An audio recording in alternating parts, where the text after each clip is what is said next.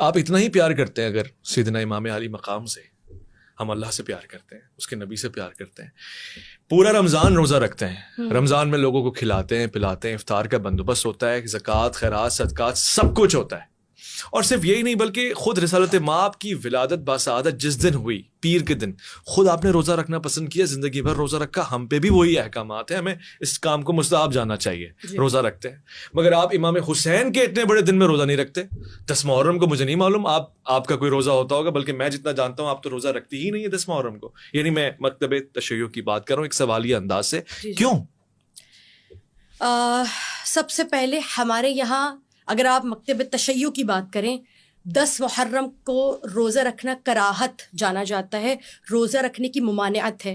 بلکہ امام صادق علیہ الصلاۃ والسلام فرماتے ہیں کہ جس شخص نے روزے عاشور کے دن روزہ رکھا اس کا اجر و ثواب وہی ہے جو ابن زیاد اور ابن مرجانہ کا ہے.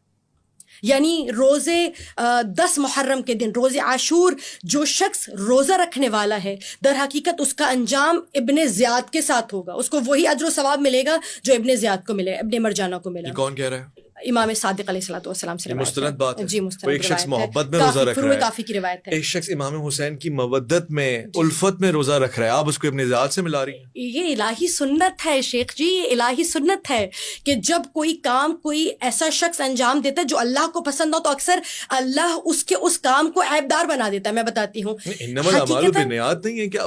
اس کی نیت یہ ہے کہ وہ حسین سے محبت کرتا ہے، اور آپ کہہ رہے ہیں کہ وہ ٹھکانے لگ گئی. اور ایسے شخص کے لیے جو سب کے سامنے جہنمی ہے. سب سے پہلے تو روز عاشور یہودیوں کی یہاں بابرکت سمجھا جاتا ہے، اور وہ یہ کہتے ہیں یوم العاشور یوم الفرحت والسرور. یوم عاشور یوم فرحت ہے، ناچنے گانے کا، خوشیاں منانے کا دن ہے. اس کے علاوہ دیکھیے روزہ مثلاً آپ نماز پڑھتے ہیں، 5 مرتبہ نماز پڑھتے ہیں، ٹھیک ہے. آپ کہیں نماز تو بڑی خوبصورت عبادت ہے، میں 6 مرتبہ انجام دے دیتا ہوں واجب سمجھ کر، تو کیا یہ درست ہوگا؟ جب آپ وہ کریں گے جو سیرت نبی کہہ رہی ہے آپ سے کرنے کے لیے، جو قرآن و سنت کہہ رہا ہے، اپنی جانب سے کرنا درست نہیں ہے. اب مسئلہ کیا ہے؟ آپ احکام وضع کرتے ہیں، احکام نکالتے ہیں سنت نبوی سے، قرآن و سنت سے.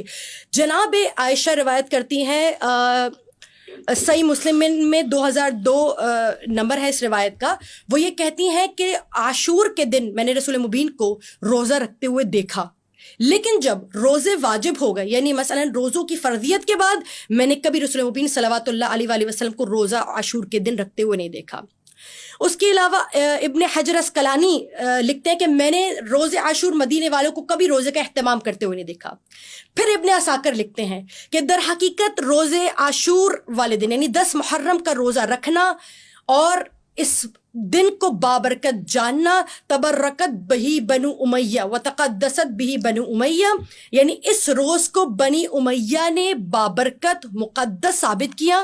اور یہ جو روزے کی آپ حدیث اگر آپ کے پاس ہے تو بیان کریں، اور اگر ہے بھی تو یہ ابن عساکر نے خود لکھا ہے. اللہ کے رسول نے فرمایا کہ اس سے پہلے یہودی روزہ رکھا کرتے تھے 10 محرم کا، اور ہم اضافی طور سے 9 اور 10 دونوں کا رکھتے ہیں. تو حدیث ہے. اس روایت کو میں مکمل کر دیتی ہوں. یہ روایت جب لوگ جناب رسول اللہ صلوات اللہ علیہ وآلہ وسلم کے پاس اور کہا یہود آج 10 محرم کو روزہ رکھ رہے ہیں، تو فرمایا کس لیے روزہ رکھ رہے ہیں؟ کہا حضرت عیسیٰ کی سنت میں روزہ رکھ رہے ہیں، حضرت موسیٰ کی سنت میں روزہ رکھ رہے ہیں. بس ایک مرتبہ رسالت آپ صلوات اللہ علیہ وآلہ وسلم ارشاد فرماتے ہیں کہ موسیٰ ان کے بھائی ہیں یا میرے بھائی ہیں؟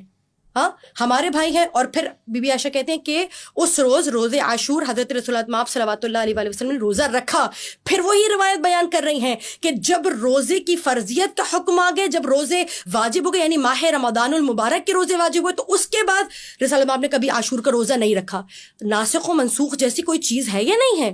ایک چیز کے آ جانے سے دوسری چیز منقطع ہو جاتی ہے یا نہیں ہو جاتی؟ بہرحال اس کے بعد نہیں رکھا رمضان کے روزے آ جانے کے بعد. اس کے علاوہ امام علی سے روایت ہے، امیر المؤمنین فرماتے ہیں علم لدنی کا منبع ماخذ الہی کلمات کے آقا مولا فرماتے ہیں جب جنگ صفین کے دوران جا رہے تھے، آپ جانتے ہیں کہ محرم میں رکی رہی ہے جنگ، سفر میں رکی رہی، اور ربیع الاول میں اس جنگ کا آغاز ہوا، وہ بھی کیوں؟ دفاع میں. وہاں سے حملہ ہوا تو امام نے دفاع میں حملہ کیا. اب روایت کہتی ہے امام سے کسی نے پوچھا کہ مولا جب اس دوران محرم آئے، کہا مولا 10 محرم کے روزے کے بارے میں آپ کیا کہیں گے؟ تو مولا فرماتے ہیں، امیر المؤمنین فرماتے ہیں ان کنتم شامتن, اگر تم روز عاشور, میرا بیٹا قتل کر دیا جائے گا, مظلومیت سے شہید ہو جائے گا, اگر تم اس پہ خوش ہو فصم, تو تم روزہ رکھو.